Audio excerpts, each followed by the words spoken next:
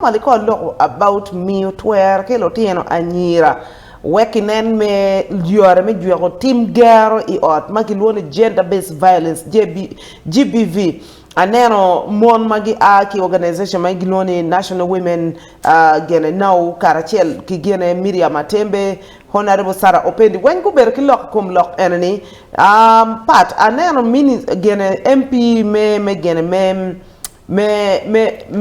Poto City woman member parliament Linda ma anti wajoni okay fine it is okay but Nenchara watika neglecting the boy child. But before we talk about that, let's talk about the issue of empowering girl child. Nike empowering girl child konyo kal wenyo JBV?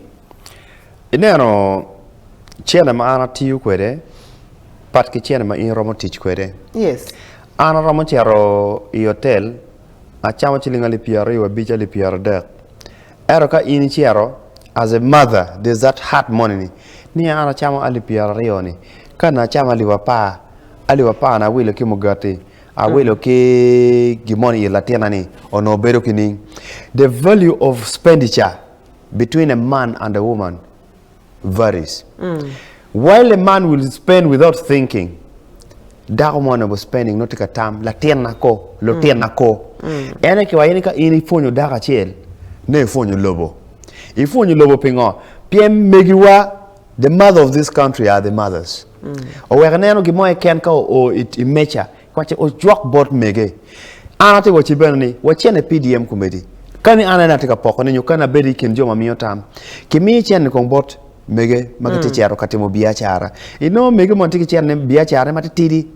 Now that little money may take a meaning they have the opportunity me metune get opportunity me na bana chena chele ge gwa ki dogno ki dogang aya down to ko tamani kay miyo it cho lacoo cherni tin dano chena ko dachi will wa it girlfriend amoni chani and girlfriend is it a lie gopa it's not a lie I mean ha andong a better pick smartphone ko da will give no command so it's always luxury exactly it's always luxury ma pigi tamani what is the future after tomorrow we are watching economic empowerment pa mege pirater and aneroni every time ka no muchara ma ana don ko ni never materializes eto mo ma ana miyo gangi awache nero this umeri wichana mi school fees piempa diri majo be mer school fees no pe kire madugu bora ni nyokire man ti on da gangwane we just need money for shopping pingo piem money ma pero ni tikanya and because ngarti ngene ni it is a responsibility anongo matemo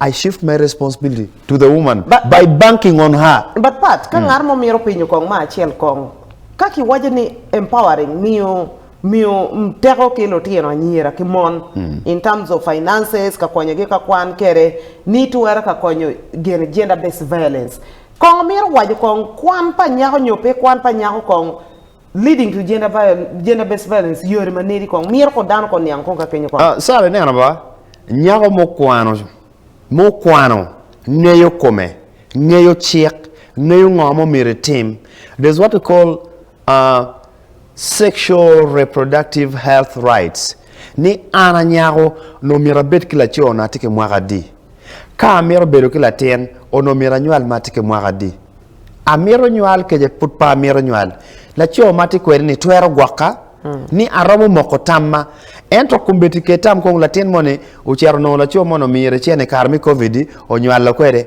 la cho mo nyual kwede tiki mono dek o tiyo la ten mwaka para beach o chero medicum mono matikwere ni neno eni chela ten waji inko ten ni matini ngao kelo kan violence tie iyo mapat violence tie iyo mi yet kiti wunyu kwere lok padano latini ni yu latini ni ko latini titini kivuro kwere malaya mata already that is torture verbal psychologically we mon pitika niang watiki physical may mu yimere ke goy mere dana goy ni ke goyo kitim ke moni chi violence bino in different forms la mera yet ki yere e donc yere wi e don kwere chala ten nyako e ramadan ma chuni ke e ramadan ma chuni yo effect better in the long run mi ario ti ke to dan tamni mir ke goya in ke tamni ke kele gang moni sara ento dano weng magang tama mi gubed ki right mi loge komi kono chuwer pi loge komi ba Imu hey dako go we ra chatwan. Hey la ko mon dako kuma ke kelo ga Africa wajin ka ki gamo dako ki family do. Which is wrong. Which is wrong. Because family makeli ni ba mergo ngeni yin makeli ki mon makeli ki gangeni won wa welo.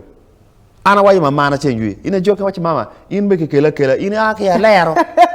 Dako na ni bene akela dako na gamo kikwe wakila mo eti munyewe. So won weng mon we mami bene yes awaji won weng mon rio o ake kama part wakelu ukanya kela. Much as you gave birth to us one as we wind up the conversation to go for a short commercial break part. Mir kong kanen kong tung side pagyan pa Linda ma anti wajani. Yes, much as we take a look about girl child empowerment and we take a neglecting Lotino a wobe. And to be Miria Matembe waji irani, doke nero dok a girl child ka for instance the violence against her eno yat kimi waji kereni. Eno buberu out of school. The chances that need be in dog school.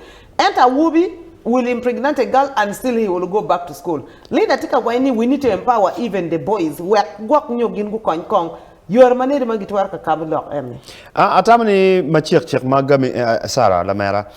Gin Matia ye mirone, Latina Wobe is born to be a perpetrator.